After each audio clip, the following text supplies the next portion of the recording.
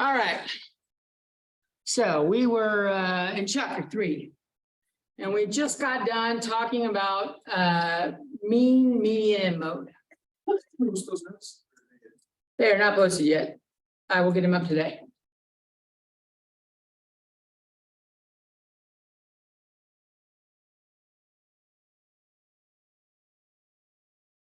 Where's my pins? There's my pins.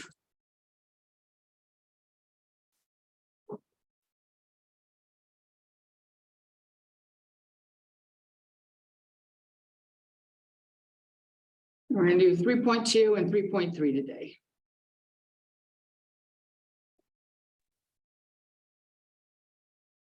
So we're going to have two sets. I'm going to call this set A.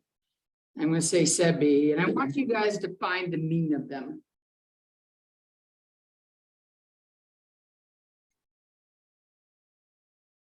That'll be set A.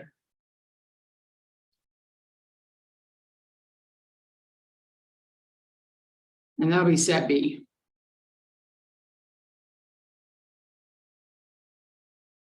Go ahead and take a little bit and calculate what the mean is.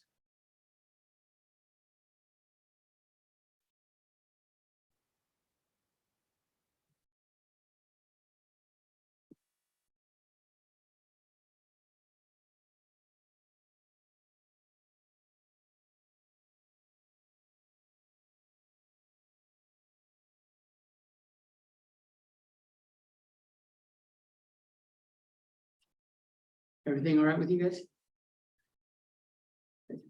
Not you, I didn't give a shit about you, Hansel. That's from the ladies. He's up here nodding. He wasn't here either. Me too, I think.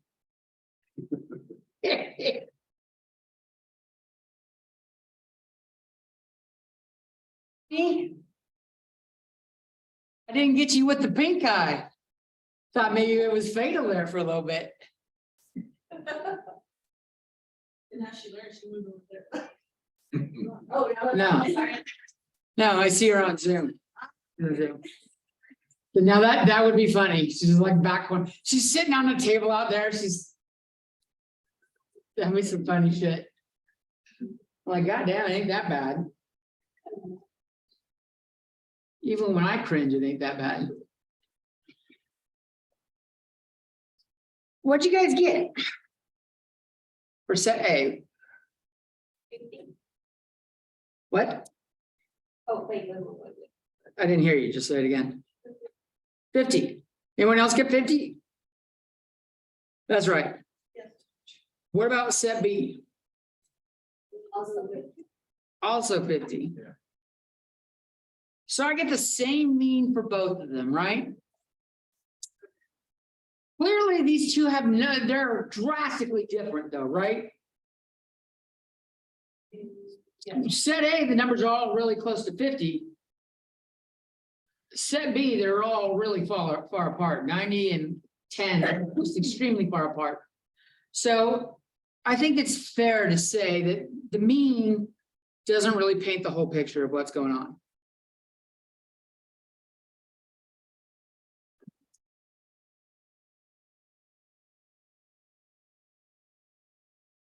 When we're trying to summarize some data for a group, it doesn't really say everything.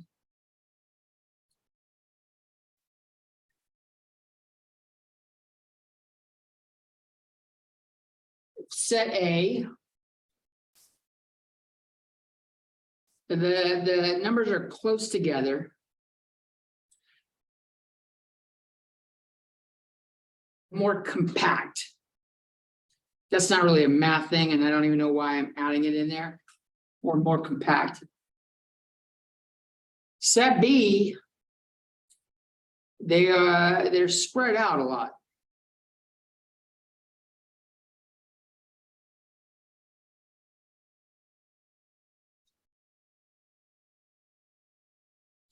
Like even as a teacher, even though the average would be F's here, and even though set B has an A and a C grade in it, I'd much rather see set A. Because it just means like if all the students did around 50, it means I made the test too fucking hard and I need to like grade on a curve. Set B tells me I didn't make the test too hard, just most of the students didn't get it. And that means I didn't do a good job explaining it. So I'd rather see set A myself. Instead of closeness together or spread out is called dispersion. So dispersion is a measure of how spread out things are. Of how spread out the data is.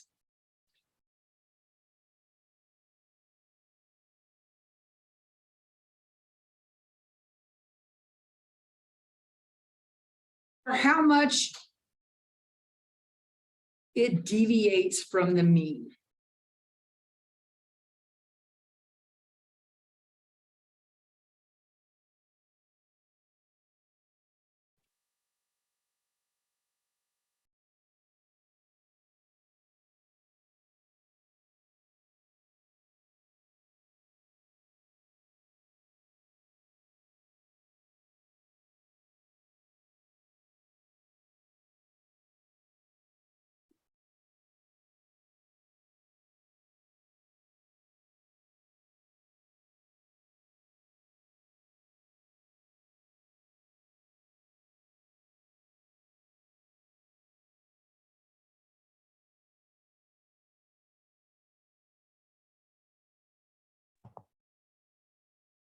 Yeah, deviate means like how much it differs, how far apart they are. So like on both the means 50, set A, the farthest apart they get from that mean is 4. 46 is 4 away from 50, 54 is 4 away from 50. On set B though, it's 40 away. So we have different measures of dispersion. The first one, probably the weakest one, is called the range. The range is the largest number minus the smallest number.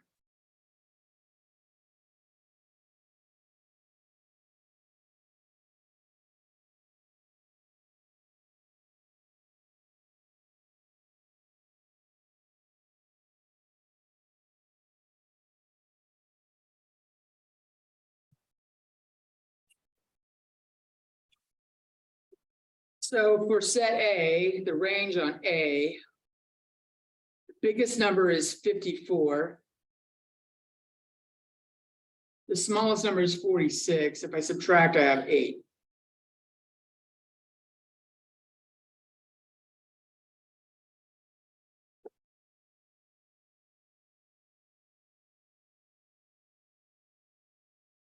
On the second one, the range for B, the largest number is 90 and the smallest number is 10. And so the range there is 80.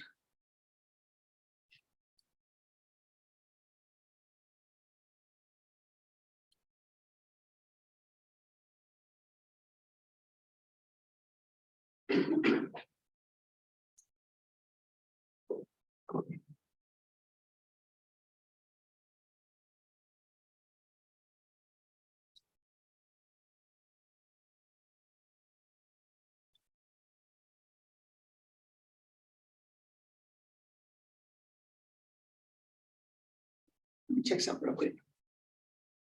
Do some quick math on my calculator.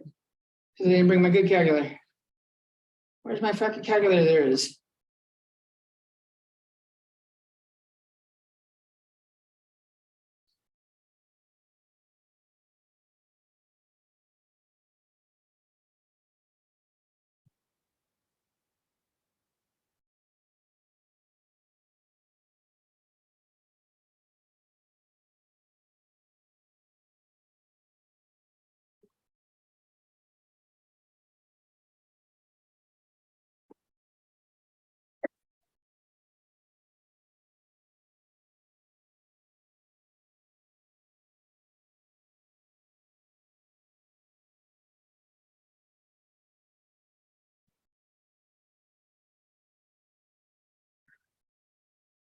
So if we just had the mean and the range, it's conceivable that I could have a set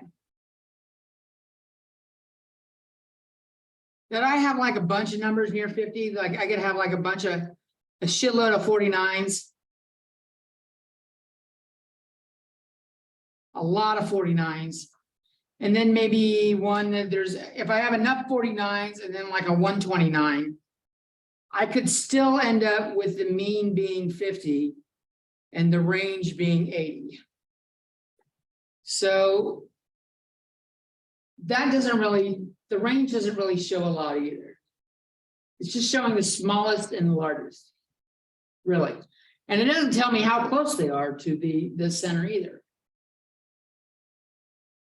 Like this one, if I had a range 80 here, the low is 49, the high is 129, the mean is right next to the low. So it doesn't really it doesn't tell me shit. So we have other things that we like to use.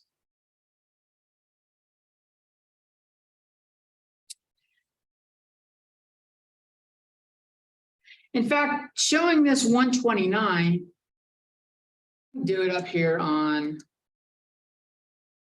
the set A.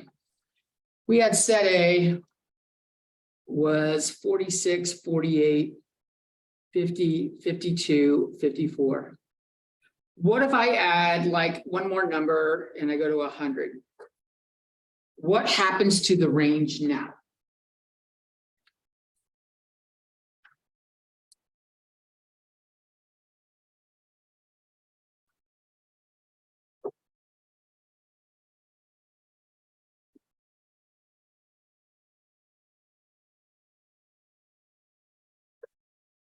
Say that again.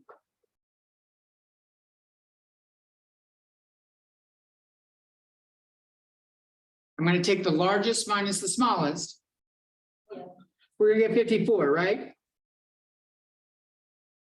Whereas when we didn't have it, without it, the range was 8. So what day is it? Thursday. On Tuesday, we talked about things that when there's a large number, a really small number, if it's affected, if the big number or small number affects it, it means it's not resistant.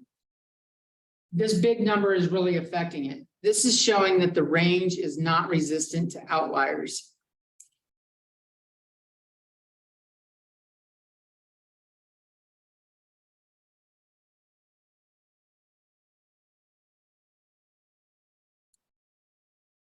And we don't really like that.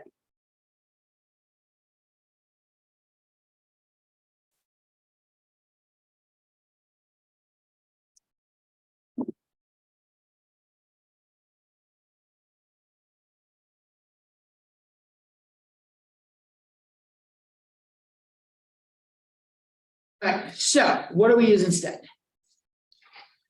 Standard deviation.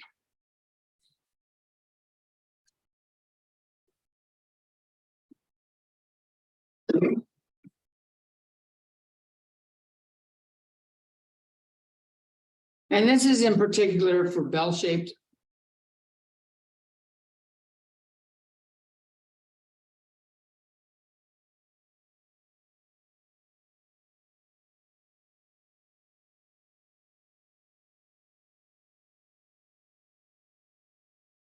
Standard deviation, the symbol for a sample, the sample standard deviation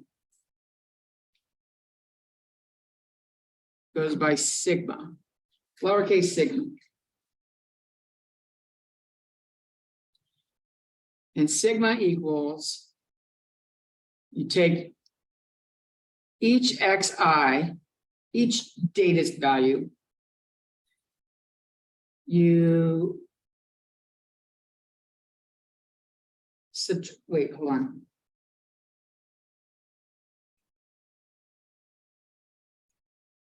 That's S, sample is S. I'm like, this shit's backwards. We subtract the mean. I'm fucking really ruining this. Let's try this again.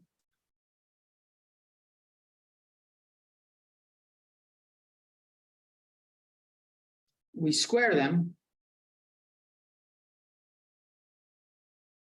We add them up.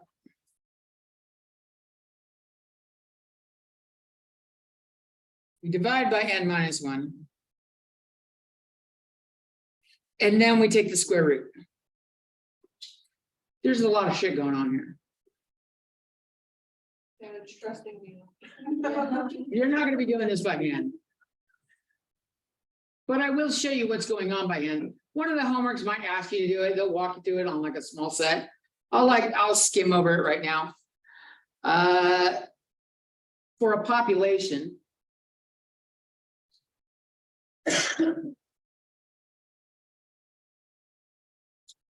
that's where we use sigma. And it's very similar. We are going to have the summation of xi. The mean for a population is called mu, not x bar. We square it. Here we divide by n, not n minus 1. And we take the square root of that. So they're different.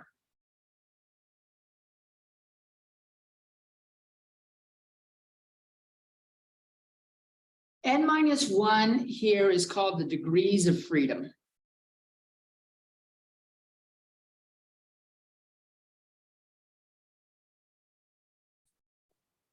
And the overall idea is if I held up 4 pins and I let 3 people pick a different pin, the 4th person doesn't have any choice left. They are not free to make a selection. So 4 people, only 3 get a choice. 4 minus 1 or n minus 1. That's the idea that this is pretty bright.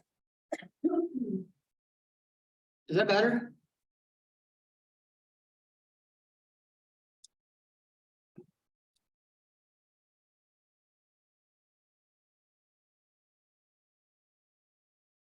So let's just walk through it on set A. Set A was pretty easy. Small numbers, I can show how it works. And this is the S ones because it's a sample. Leave that formula there so we can see it. I'm going to rewrite set A and I'm going to stack them up like this.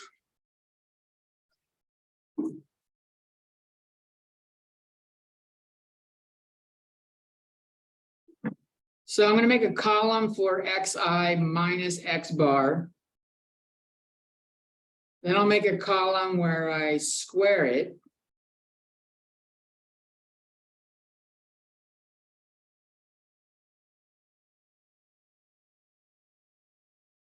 And I guess I don't need any more columns because columns won't help after this.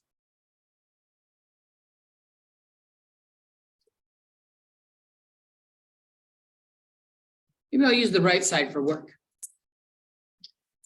So for my xi minus x bar was 50. That was our mean. So here I've got 46 minus 50 is -4. That's what I'm going to put in this column right here.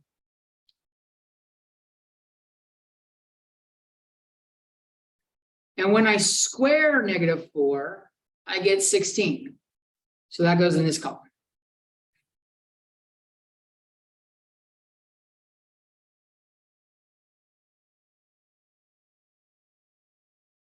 Then we go on to 48. 48 minus 50 equals -2.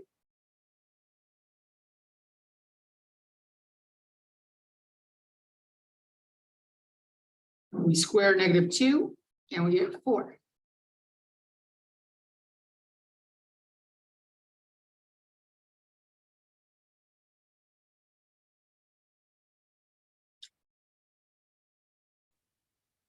The middle one, I've got 50 minus 50 is 0. And when I square 0, I get 0.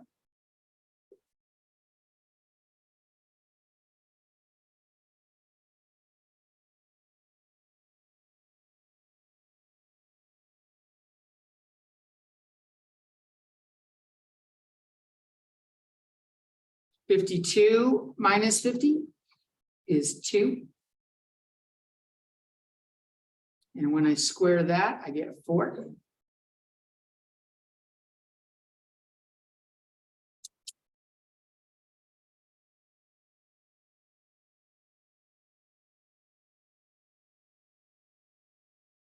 And finally, when I do 54, 54 minus 50 equals 4.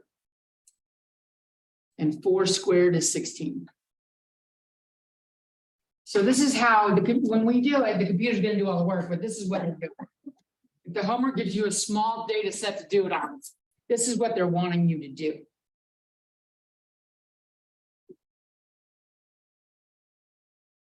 And it's kind of worth doing on a small set, just so you appreciate what the computer's doing for you. When you see that it's got like 150 numbers in a data set, and you're like, do I want to do this 150 times? And hope to God I don't get something wrong. All right, so that is my xi minus x bar squared. Now, if I want the sum of those, I have to add these up. If I add those up, I get 40.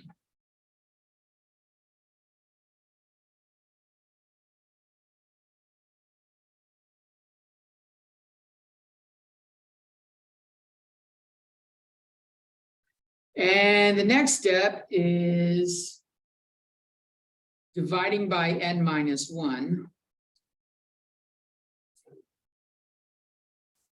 So I got 40 over n is my number of entries. So n is 5 here, because I had 5 data values. So 5 minus 1 puts a 4 on bottom. 40 divided by 4 is 10.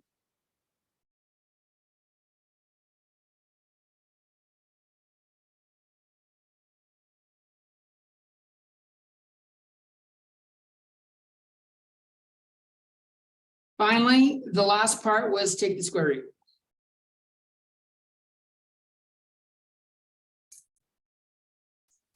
This is going to be the square root of 10. Without a calculator, I know square root of 9 is 3. Square root of 16 is 4.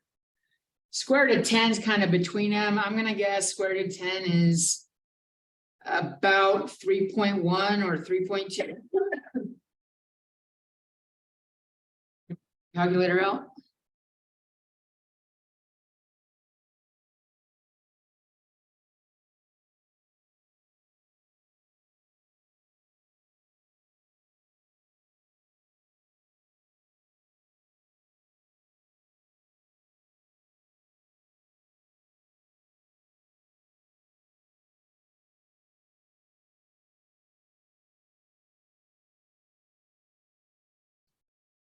Three point 16.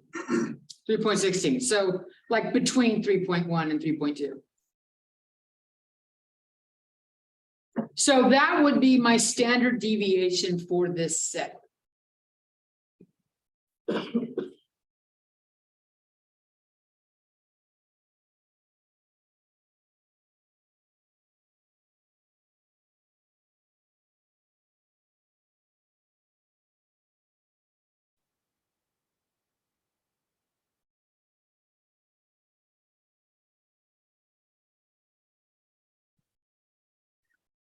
So the idea is this. The greater the standard deviation,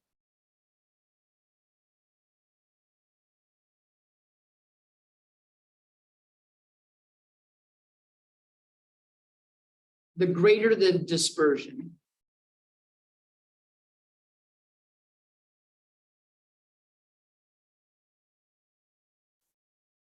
If we did this for set B, it's going to have a lot larger number for the standard deviation.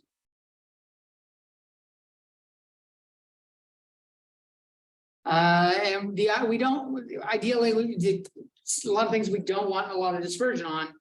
We say this is less consistent. If it's got greater dispersion, it's less consistent.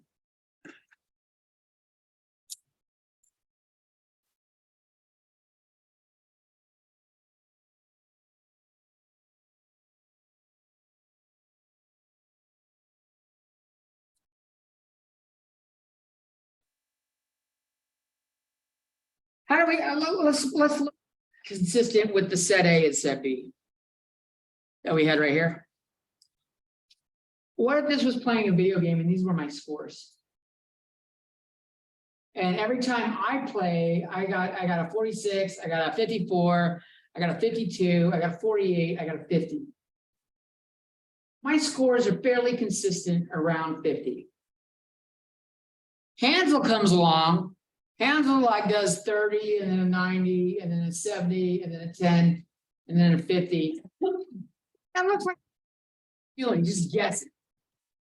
He's just guessing at the game, and sometimes he did well, and sometimes he did not. So he's not consistent in his gameplay. Whereas I consistently did poorly. If it's on a scale from 0 to 100, I consistently did poorly. At least I, was consistent. So if I improved my game, I would consistently do well.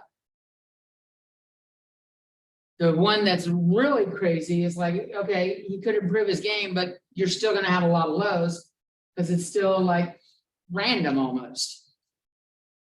So that's kind of the idea of what consistent means. That is for bell-shaped stuff. For non-bell-shaped data, I'll show you what it is, just because I like the fucking name. If there's any homework assignment, I'm going to give on that question, I'm going to give everyone full credit. I got to look. It's called Chebyshev's inequality.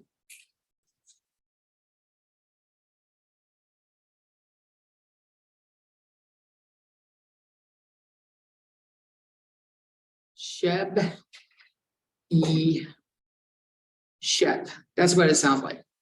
It's a great name. I like the name. Chebyshev. It kind of like flows off the tongue. Chebyshev.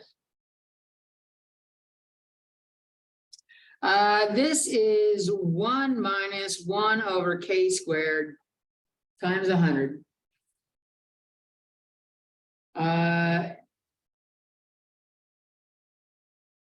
Times 100%, I should say. The amount of data captured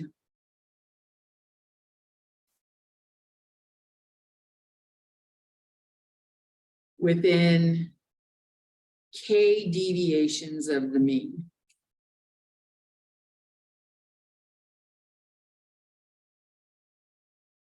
K has to be greater than 1. Because it doesn't really work if it's 1. I get 1 minus 1 is 0, 0%, which is false. It's a pain in the butt to do. So we're not going to do it, but I thought I'd share the name with you. So if you see it, that's what they're talking about. And I'll check the homework, and if there's a problem on it, I'm going to get rid of it.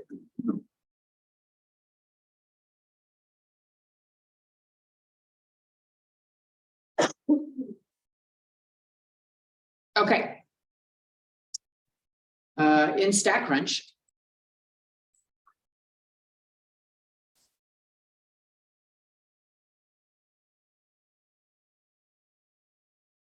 we could find all of this stuff with stats, summary stats, columns.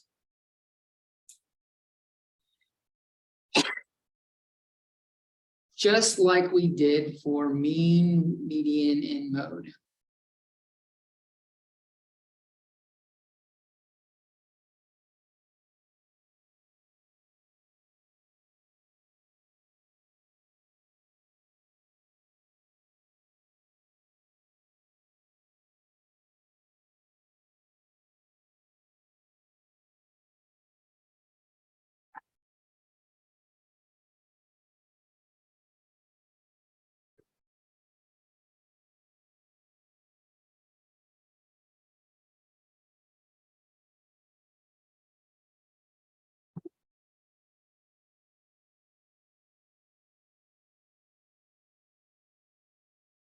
Let me know when you're ready for a switch.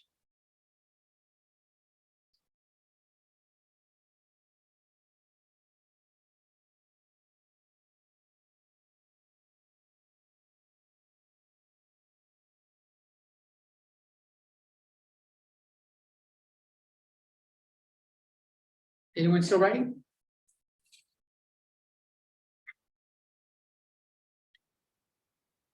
So let me pull up some data and take a look at it.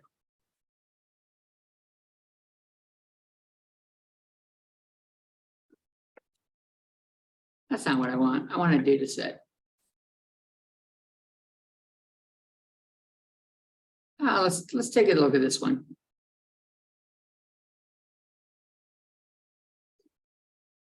So this looks like the budget in millions for movies, and maybe how much the movie made. The category was called movies. I think it was called movies. Where was it? Movie budgets and box office earnings. So let's figure out the average budget for some of these box office hits. So I'm going to go stats, summary stats, columns.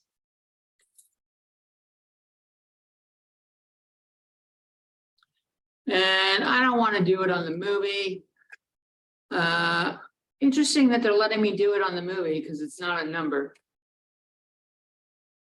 We're going to do it on the budget. And I have a range of things here. Standard deviation is the population one. I'll write this down and I'll put it up on the screen in a second. So standard, the one that says standard deviation, STD-DEV. This is for population standard deviation.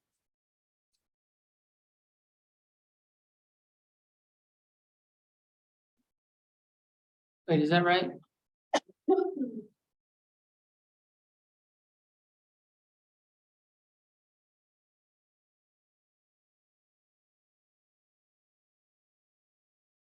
That's wrong. That's for samples. I'm like, that doesn't sound correct, quite right. You got notes, David. Fucking look at them once in a while. You're gonna lecture, you got red notes, fucking like, don't wing it.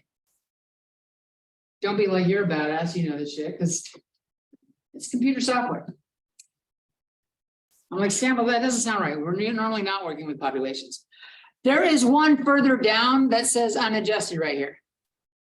Unadjusted standard deviation, that is for populations. Very, very rarely do we know the populations. We have an entire populations data set. So we're very, very rarely using this unadjusted one. So kurtosis. What? What's that? Kurtosis. I don't know what it is. I don't have a master's in stats. I have a master's in applied math with some statistics. There's some stats junkies at the school that I'm sure know, and I could look it up. Now you're making me have to look it up, so I don't look like an idiot. So we want standard deviation. I'm going to show variance as well. And I'm going to show range, because that was the other one we looked at. Maybe I should add mean.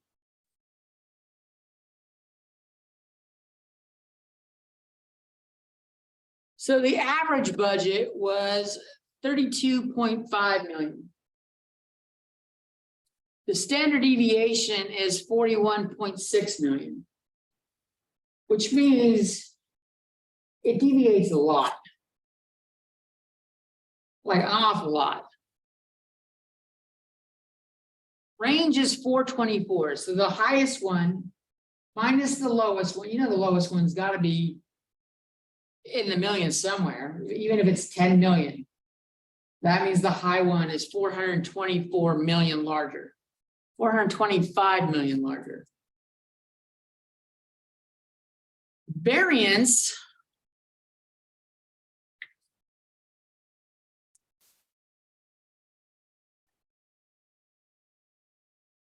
that showed up there.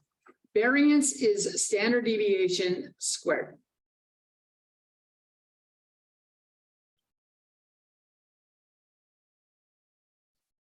So for samples, it's S squared. And for the population, it's sigma squared.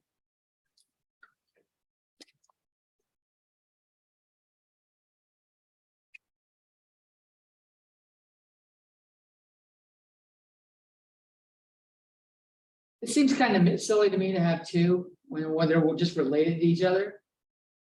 Like, shouldn't they both show the same kind of idea? But they do.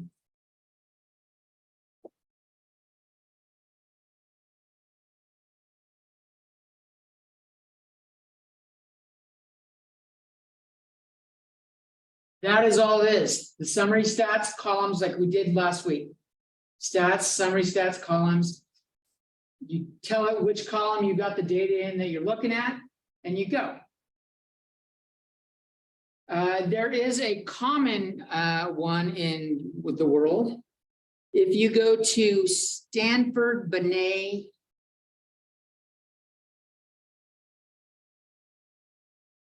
I'm gonna put a little space just to make sure that it's clear there's two T's there. But the website doesn't have a space in there. StanfordBinetTest.com. This is the original, the OG of IQ tests.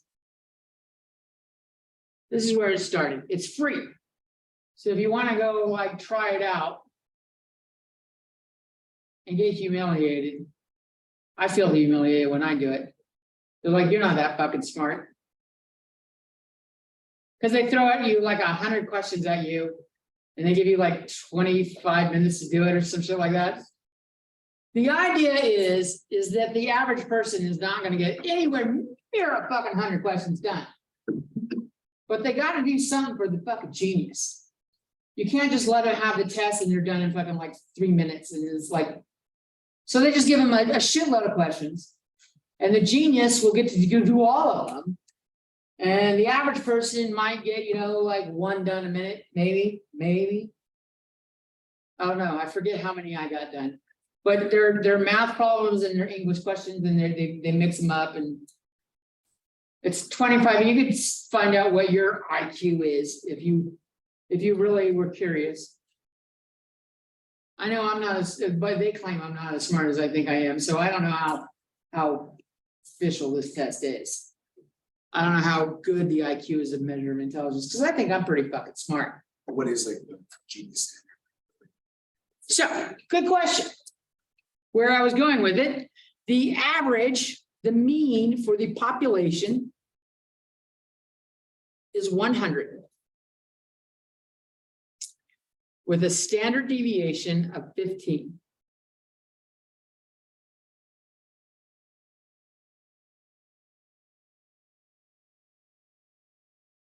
I want to say they say genius is 142 or higher. I want to say that's what they say. I don't know. Let me look it up real quick. Genius IQ range.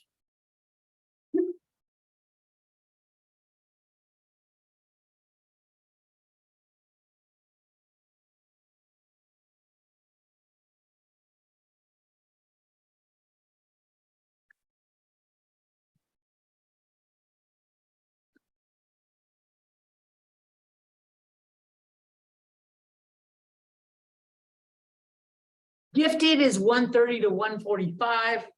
145 and higher is like genius.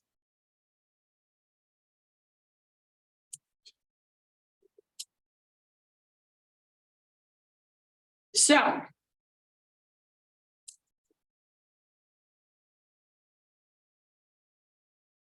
let's see.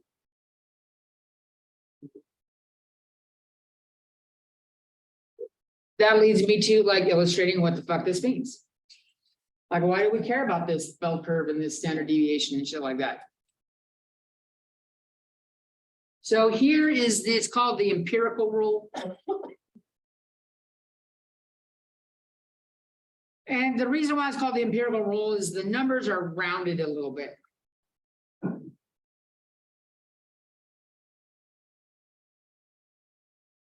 We draw that bell curve.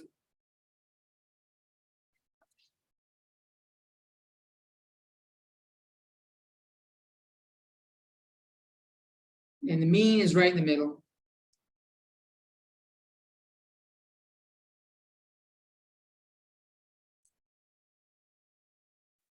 And if I add one standard deviation to the mean, like let's say we're doing the IQ one, this is 100, this would be 115. If I go one deviation to the left or one deviation to the right, by subtracting it from the left, that would be 100 minus 15 is 85.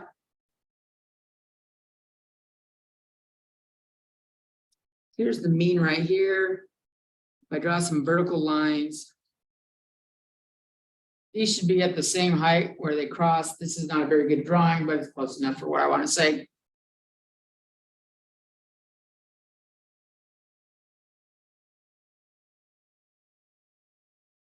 This is 34% of all the numbers in the data set. This is 34% of all the numbers of the data set. Together, it means 68% are within one deviation.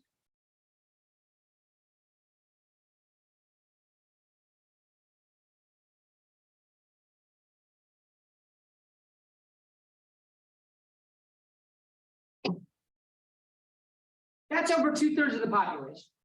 2/3 of the population are in this range. We go out one more standard deviation. It's about the same distance, so like there. I didn't give myself enough room on the left, so I'm gonna like have to blur it a little bit. I'm adding one more, so one more would give me 2 standard deviations. And this would be 130. Over here, I'm subtracting one more, I'm down to 70.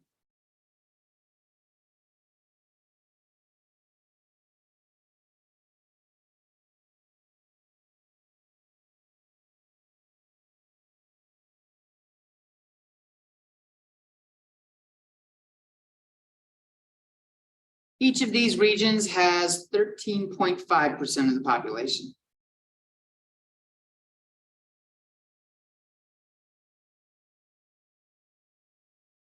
So if I add all of those up, the 13.5, the 13.5, and the 234s, I get 95% within 2 deviations.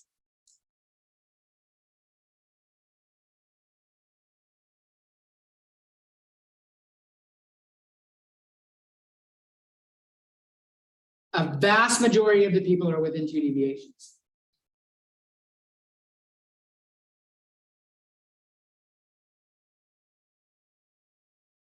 And on this, we're not at the gifted people yet.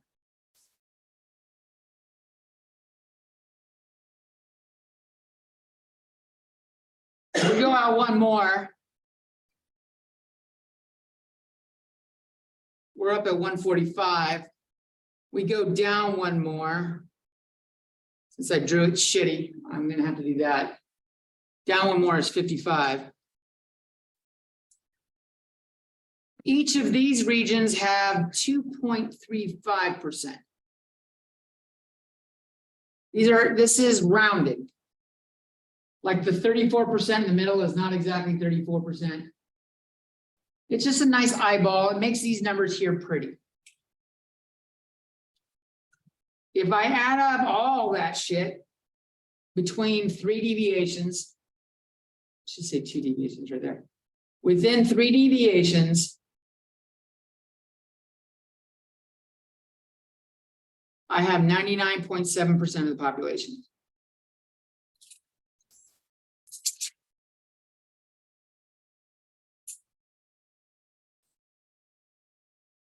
And what's left on the outside is everything higher than that occupies 0.15%.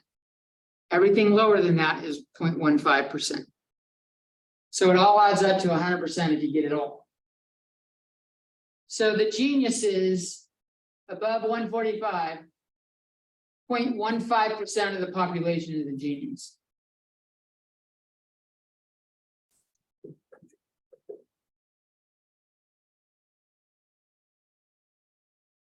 Which means there should be a lot more fucking geniuses than I've met. Like really, that's not a large number. But like out of 10,000 people, I should have met 15 geniuses. I don't think. I just didn't know it. Maybe they were dumbing shit down for me so that I could understand it. Sebastian, you're gonna have to take this fucking test and tell me how you do. You're taking it right? I'm gonna fucking just slap him. He's like, I'm studying, I'm probably doing my physics homework, and you know what? I'm gonna take the IQ test at the same time. Because that's how I will fucking cut you. He's gonna go home and mom, dad, and teacher's fucking threatening me. He said he's gonna cut me.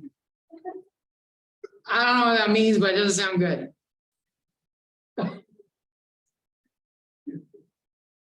I'm kind of curious to see how he does while he's distracted by me talking. You'll have to do it when you're not distracted too. Because they changed the problems, I'm pretty sure. I think the 50 question. Is this two? Yeah, there's a short one, quick one, and a. All right, so this is called the empirical rule. It's not entirely exact, but like most of it's within 2 deviations, 95%. This becomes something that's important later on. We will say anything outside those 2 deviations is unusual. Like if it doesn't happen to 95% of the time, that's fucking an unusual occurrence. If you play Dungeons and Dragons, it's like rolling a critical hit. If you don't, you're like, shut up, nerd. But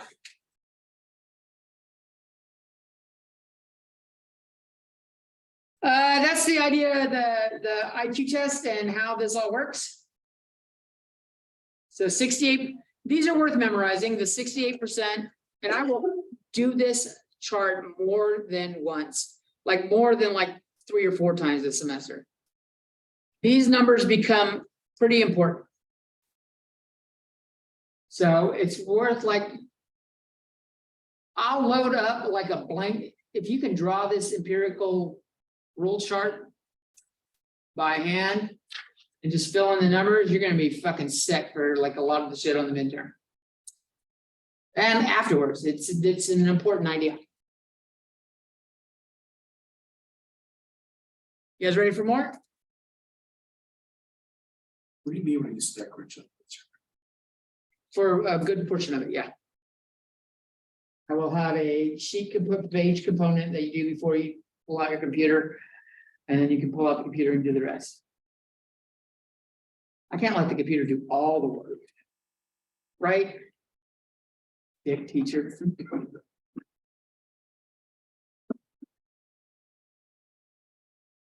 3.3 is on weighted means. And I'm not testing you on this, but I think it's worth knowing. Because this is how your GPA is calculated.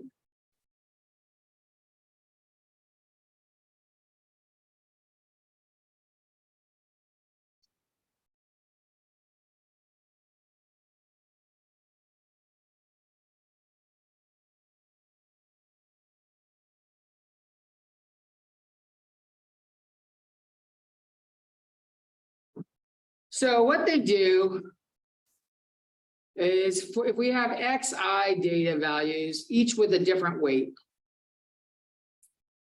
This is their formula they use. That's what you're going to see, but I think showing you what it actually means with like examples will help better. This means multiply the weights times your values.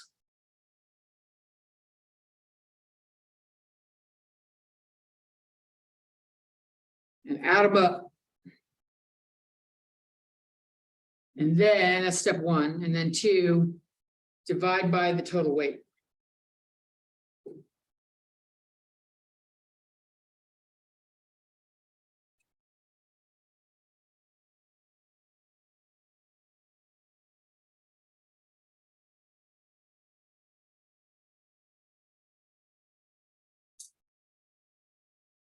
For GPA, your grade is your X value. The number of units for that class is called the weight.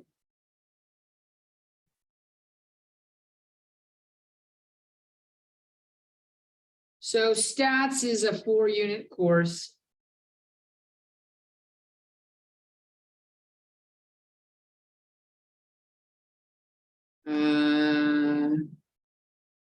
Art's like a 3-unit course, right? Art classes?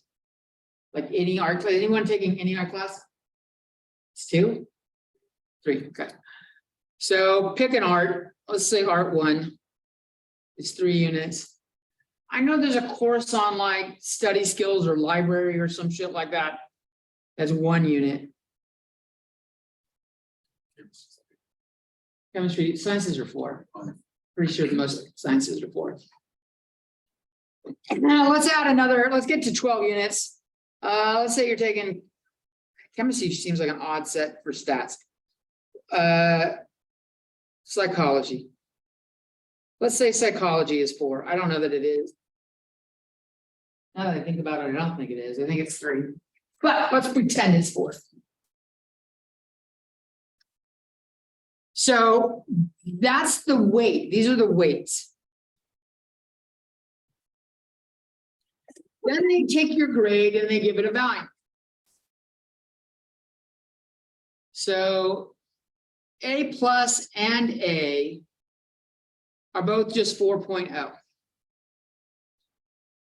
A minus is a 3.7. That's a bad beat.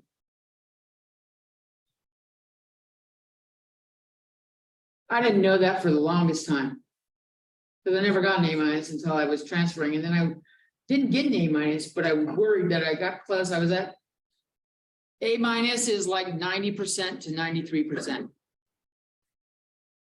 And I was taking a class and I realized I was at like 94%. And I was going into the final. So like if I fucked up, I might drop below my perfect 4.0 and I was going to be mad. So I was very aware of it. I didn't know about it before that. And then they start doing, like, if we do Bs, they start following a pattern.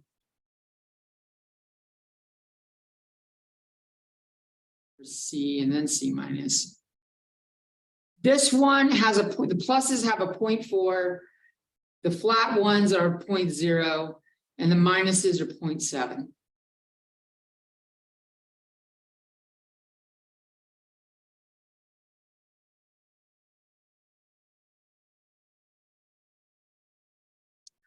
At COS, we're not allowed to give you a C minus, which is some fucking bullshit. I think it's to make sure your GPA always shows 2 or higher. If you pass your classes, it shows 2 or higher. I don't know why. I don't know if it's a fucking law or some shit. They come up with some weird laws telling us teachers what we have to do and what we can't do, can and can't do. So let's say you guys work your ass off and you get an A in stats and you get an A in arts and you're like, fuck the library class. That's boring. I'm going to get like a C in there. But all your bigger classes, you like gave it some serious effort. Let's just say this is your first semester. The way we calculate your GPA is we're going to take the 4 from the weight. I'll make a weight column and then a grade column. And then we'll multiply them. So the weight is 4, 3, 1, and 4. I said 4, 3, 1, and 4, and I wrote 4, 3, 2, and 1. That's fucking gift right there. A is a 4.0. C is a 2.0.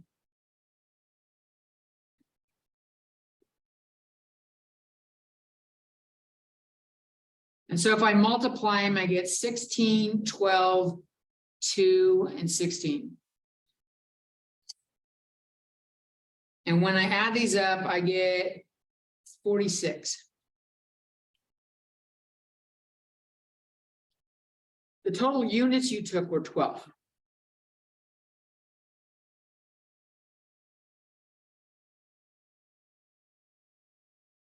So the way you find your GPA is you take that multiplied value, the 46, divided by the 12. And this is a 3.8333.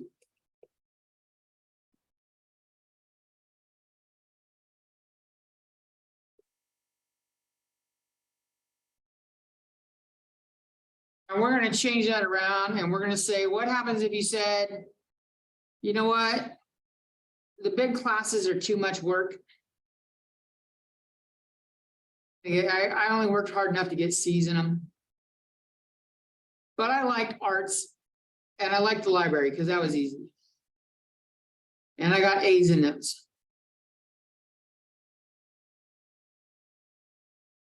Fuck it, let's make psychology an A too. 3 A's and 1 C. Both setups, 3 A's and 1 C. We'll redo it again here. I've got 4, 3, 1, and 2 for my weights. Here, this is a 1.0. These are all 4.0s. And when I multiply them, I get 4, 12, 4, and 8. That's a 4 again. What am I doing? That's a 16.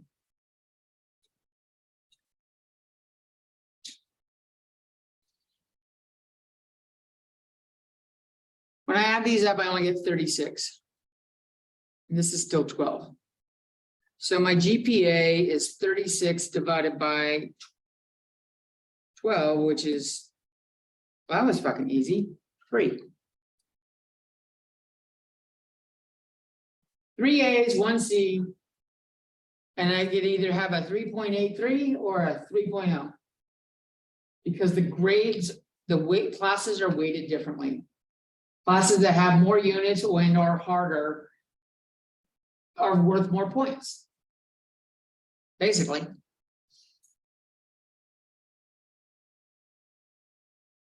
So you're like, I blew off stats, but I paid attention in the library. Because, you know, maybe you don't like math. You blow off stats. It damaged your GPA a lot more than blowing off the harder or the easier ones. Wouldn't that be a 2.0? Yeah. Well, you got to ruin my shit. That's a 40. Thank you. I done fucked that up, didn't I? So that's a 40 over 12. I'll change it. I think it's going to be 3.33. Yeah.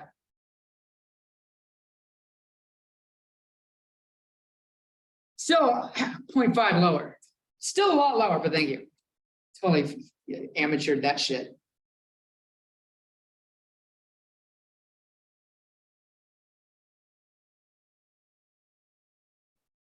That's it. That's all there is to weighted means. I'm not testing you on it, but I think it's worth showing you. And we are done for the day. I want you guys to practice doing your homework and stuff. If you want to stick around, you can. I do need to leave at like 6:30. I'm going out of town tomorrow. I got to go home and take care of some shit. Sacramento. I got to pack on. I got to pack up my mom's house. It's not going to be fun. Well, you're gonna want to take the list of these. No, I'm going to work. My mom passed away in August and we haven't packed up her house yet, and it's time. Yeah, my brother's gonna meet me there. And I'm a lazy fuck. I don't like cleaning up my room, let alone a fucking whole house. So like this is a torturous weekend for me. But if you want to work on homework here, I'll be here for another 20 minutes. Otherwise, I will see you Tuesday. And GTFO. Oh, I see a chat message.